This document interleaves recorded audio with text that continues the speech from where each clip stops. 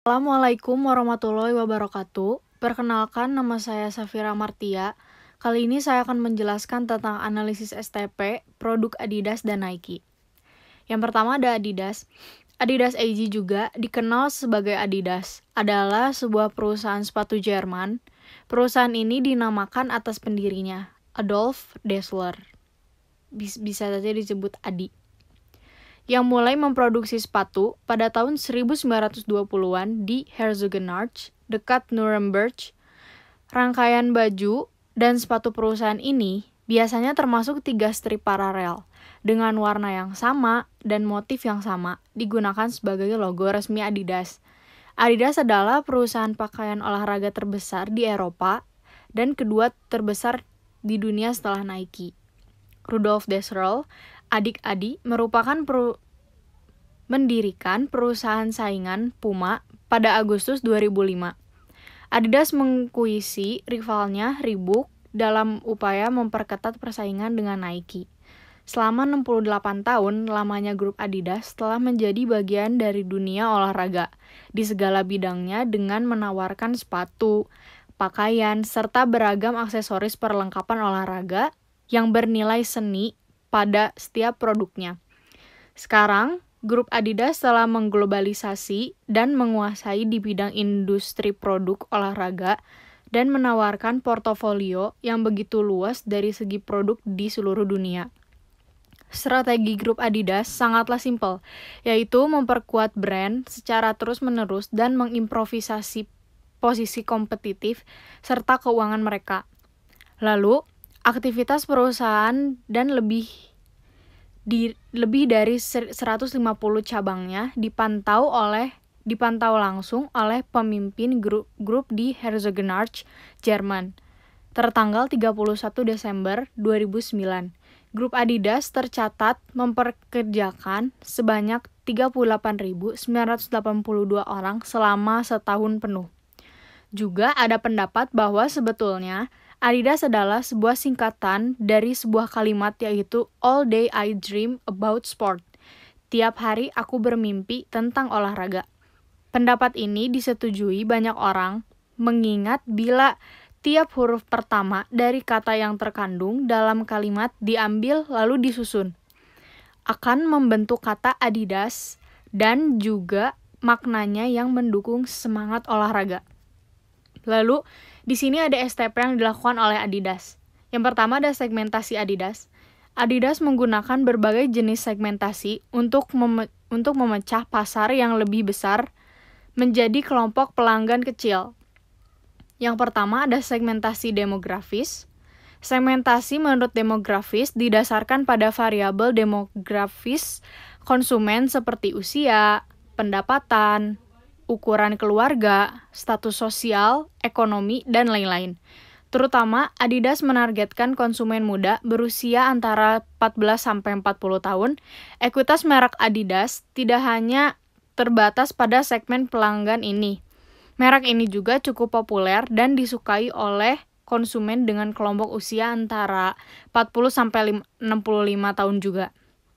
Adidas menawarkan berbagai submerek seperti Adidas Originals, Adidas Neo, dan lain-lain yang menargetkan segmen pelanggan yang berbeda.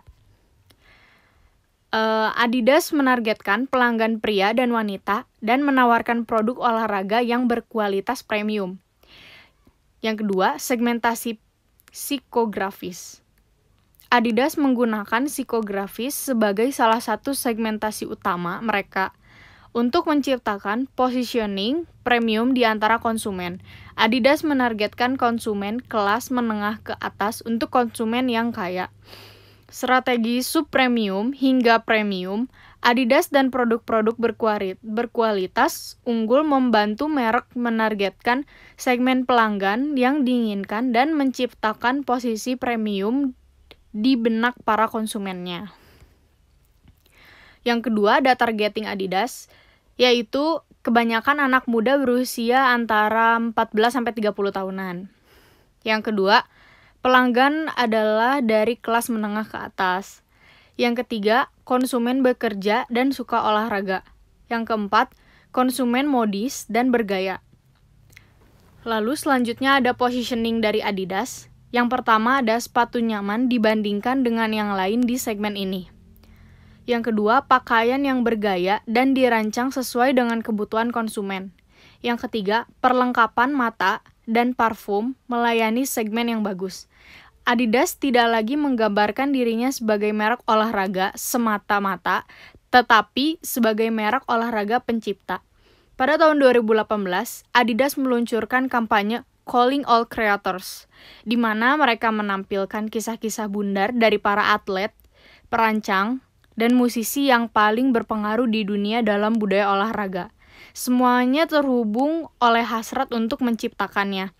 Mereka juga mengundang semua orang untuk berpartisipasi dalam apa yang mereka sebut Future Crave, inisiatif khusus untuk berinovasi di semua elemen proses produksi untuk pencipta oleh pencipta.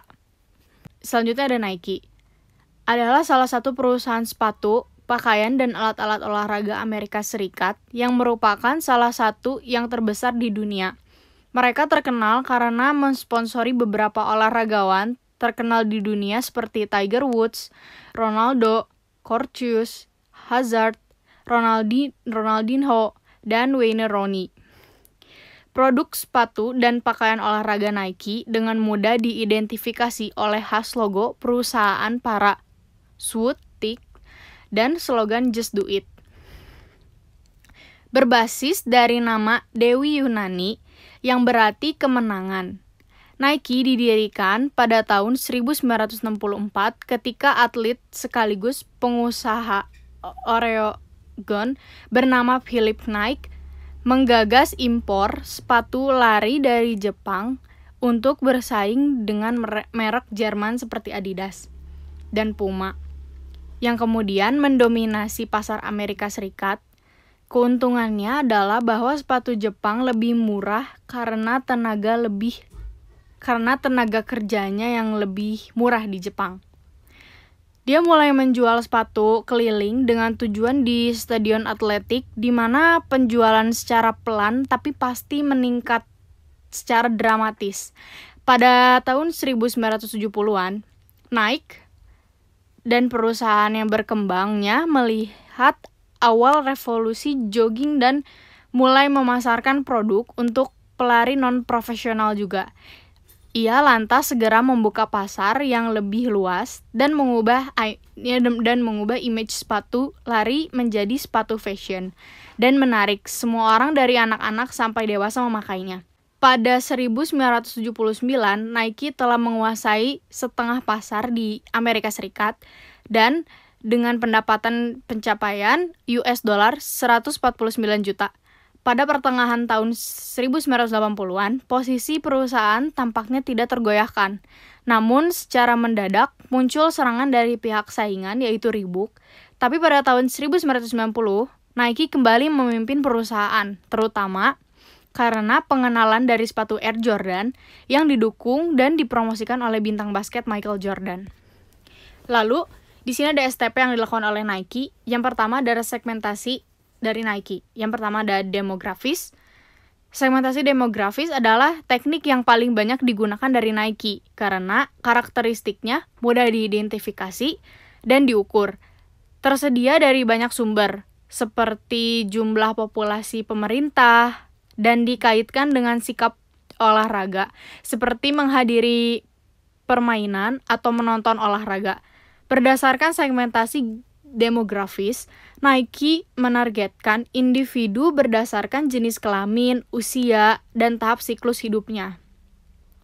Yang pertama dan terpenting untuk dikatakan adalah bahwa Nike menargetkan pelanggan berusia antara 11 sampai 45 tahun dengan bobot yang lebih besar untuk membangun konsumen setia jangka panjang. Misalnya, pada tahun 2014, sebelum Piala Dunia, Nike membuat kampanye promosi bola kaki yang dimuliakan itu atlet bermain sepak bola dengan remaja menginspirasi mereka untuk menjadi seperti idola mereka. Lalu selanjutnya ada psikografis. Nike memanfaatkan segmentasi psikografis untuk menargetkan pelanggan berdasarkan gaya hidup, kepribadian, kegiatan, dan minat. Secara khusus, Nike bertujuan untuk individu yang aktif dan senang olahraga. Berolahraga secara teratur adalah atlet yang bergairah dan olahraga yang cenderung menjadi bagian dari kehidupan mereka. Nike melakukan sesuatu yang eksklusif. Lalu ada targeting Nike.